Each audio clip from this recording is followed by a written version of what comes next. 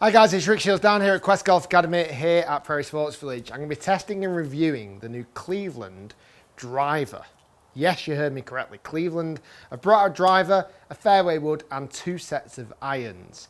Now I remember a couple of years back, Cleveland were really just saying, no, you know what, we make wedges.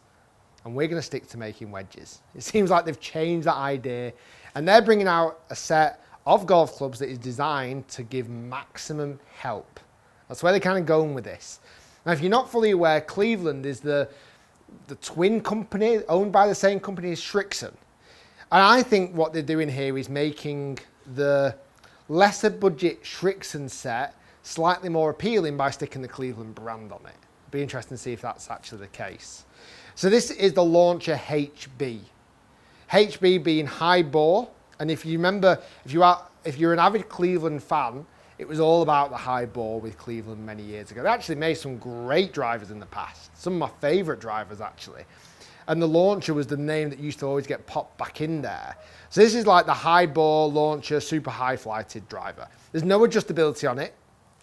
They're claiming that the more adjustability on a product, you start to lose performance, which is very interesting. They say that. So I'm not sure if there's loads of backup of that, but they must be confident in saying that.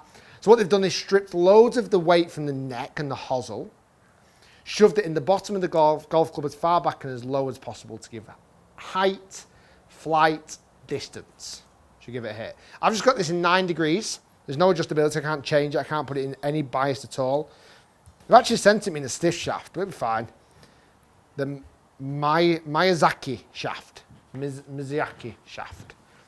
This blue and white one.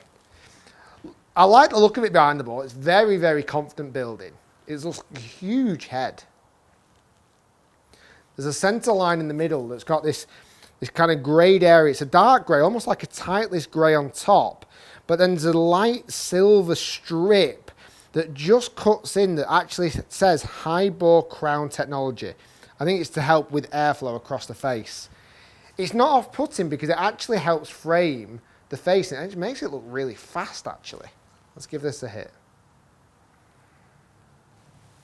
Oh, that was so loud. That was a real crack of a hit.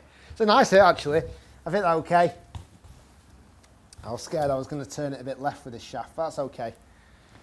So again, they're claiming height, they're claiming distance, claiming forgiveness. What I would typically read that as being is I'm going to see a high spin and possibly not the longest numbers I would expect. You can see all the data there, good strike location, swing speed was fast, 114. Ball speed was healthy at 162. I'll get some spin numbers up at the end. Let's hit a few more.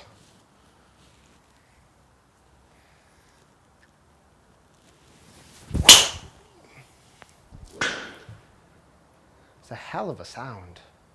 It's a hell of a height. I almost feel like I'm hitting like a 12-degree driver there. The height that I was going to. But it does say 9 on the head. 290 carry, good healthy hit again for 311 total distance. That's longer than I expected this driver to go. I had a spin rate of 2,000, but it was averaging at 2,600. Swing speed seems fast again. That seems really fast for a 460cc head. I'm normally with a 460cc around kind of a 111, 112 mark. But to be getting 114, unless I'm just feeling strong today, that's pretty fast. That noise, oh my goodness. I'm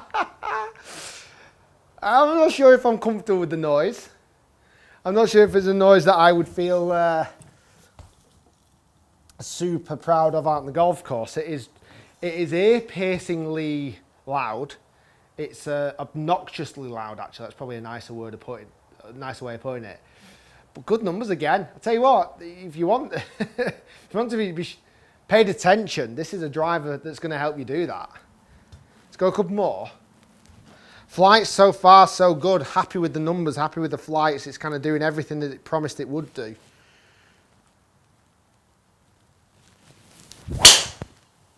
That one wasn't a good hit. Let's see what that does. That was a Healy strike. You see there with a little bit more cut on it. I'll tell you what, I'll tell you what, I will tip my hat to that shot every day because I didn't think it would get to that number at all. That was a Healy weak strike and it's managed to carry 276 for just under 300 yards total distance. 161 ball speed still. It wasn't as Healy on the quad day today. It actually seemed quite middle, but it certainly felt Healy to me. I'm going to go one more, then we're going to dive into some of the numbers.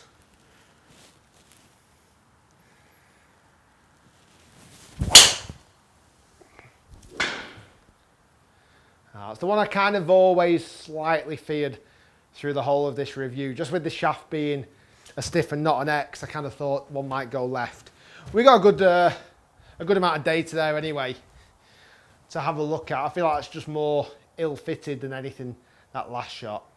I mean, not that I can't hit one right and left anyway, but let's have a look. So if you look at some of the data up on screen there, we've got the 5 shots that I've just hit, barring the last one being a bit of a bad one, bit of a bad golf shot. I'm actually pretty impressed with the numbers. We've got an average carry distance of 277, the longest out there at being 290, which was that second shot. The rest of them all sitting in that 270 mark, which is lovely. You know, I'm pleased with that. Total distance there at 297 on average. And numbers that I expected to see was this column, the backspin column.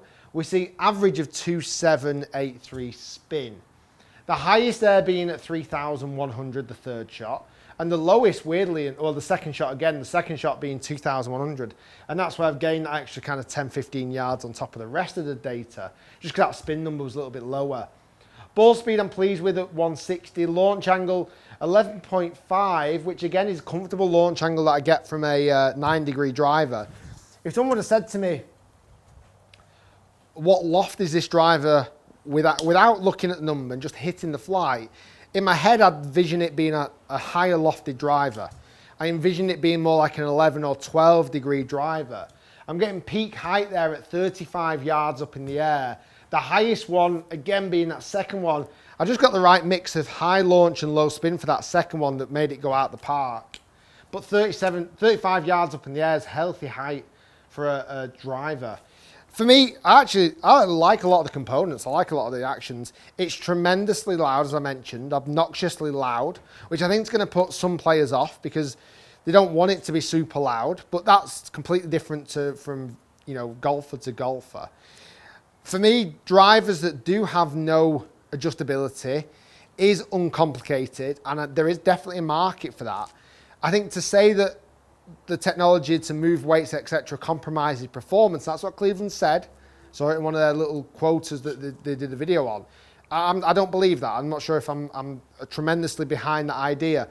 But there is this market of keeping it simple. For me, this is, looking at it from the outside, you've got to think Cleveland and Srixon are the same company. Srixon and Cleveland are the same company. And Cleveland swore down that they were just going to make wedges. And they made great wedges. The RTX 3.0, just awesome wedges. Srixon make fantastic irons. Premium irons, like really premium irons. I've not had a chance to test them yet. One day.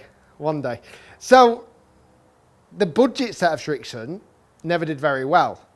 So I think this is just a clever spin on naming and marketing. I think they've gone, well, hold on, if the budget Srixon stuff doesn't do very well, and Cleveland is very well known and very well respected, let's make a budget set, but call it Cleveland. That's my spin on it.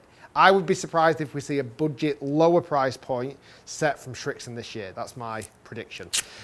I've now got the irons to test. There's two sets of irons. There's like the high launch, the HB, which is a big forgiving one, but I've only got 6 iron in that, so I might wait to test that.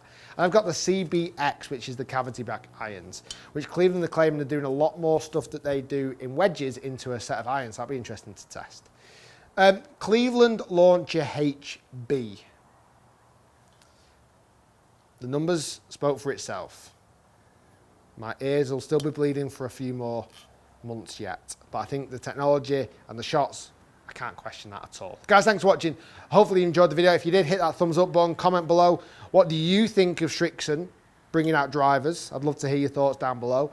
Do you know Srixon when they did bring out golf clubs? And Were you a fan of Strixon golf clubs when they came out? I was a huge fan, I honestly was. But this time it feels like it's a different Cleveland we're seeing. I'd love to hear your thoughts. Do subscribe to the channel if you're brand new. Appreciate it. Hit the red button. Keeps you connected to all my content. And we'll see you next time testing the CBX irons coming your way next. Thanks for watching, and we'll see you soon.